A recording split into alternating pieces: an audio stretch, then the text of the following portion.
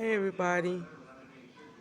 Um, Today I'm starting my vlog off. You know, it's sweet, but it's a bittersweet day as well. First thing I want to say to my sister, my only sister, today is her birthday. Um, Happy birthday, sis. Her name is Netta. So in the comments, if you could just drop a heart or a happy birthday, that would probably really make her day, y'all. Um, and also today is the day we buried our father 21 years ago. It's been a long, long, long 21 years without him. You know, my daddy, he was a solid man. He was strong. Um, he took care of his family. A lot of what I know today is from me growing up watching my dad, how he stood on business every single day. Could you mute the TV in the room, DeAndre? Um, he always stood on business. When I tell y'all, I could, I can never recall a day where we didn't have running water, shoes on our feet, clothes on our back, a roof over our head. He, he was our spiritual uh, counselor in the house. He made sure, we did family events. There was a time growing up when my father had 3 jobs at one time, but still, even after working 3 jobs in one day, he still made time to be a dad and a husband. Um,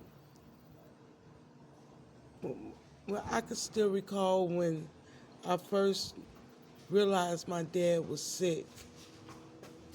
He had the brightest smile. He used to always say, yeah, I'm not feeling well, but that ain't gonna stop my shine and it ain't gonna stop my go. If anything, it's gonna make me go even harder because I'm gonna fight for my life. And he did. For a very long time, he put up the hardest fight. He believed in them doctors. He used to hang on every word them doctors was telling him because he never gave up hope that he was going to get better one day. I still can recall the hundreds and hundreds on hundreds of different pill bottles. Before he can get released from the hospital and come home and take one set of 50 pills, he was back in the hospital the next day. They'll keep him for 3 or 4, 5 days, send him home with another 50 different bottles of pills. And I'm being honest, y'all. When I tell you my daddy had plans to take every last one of them pills because he thought that taking this medicine, eating right, it was going,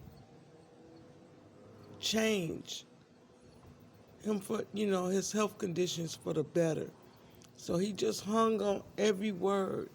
Any piece of hope they would give my daddy of one day getting better, but his diabetes was causing all type of infections. And then they was constantly cutting on him, operation after operation. And if you know anything about a diabetic, or if you or yourself is a diabetic, after every surgery you have, they cannot close you up. So after each surgery, they would send them home with another gaping big hole in them. That, we had to try to mend and take care of the best we can. And then he had kidney failure, and he was on dialysis. Then he had high blood pressure. And I can't even tell you what else he had. Those are the major things that I knew. And I remember being wrong with my dad. But y'all, now don't get me wrong, my daddy was strict, but he was strict in a positive way. He knew what he wanted from his kids, and he knew